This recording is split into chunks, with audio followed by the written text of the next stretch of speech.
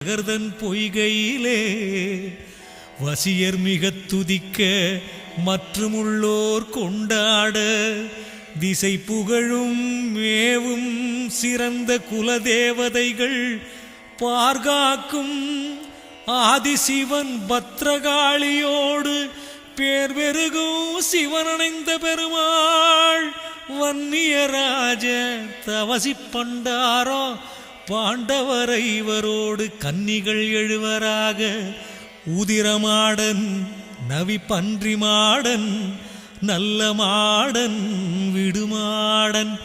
modern Madathi மகிமை முத்துக்கருப்ப ஆடும் பலவேசோ அருமுருக முருகச்சி சூடலை மாட சுவாமி பேச்சியம்மாள் துலங்கும் இவர்கள் மேல்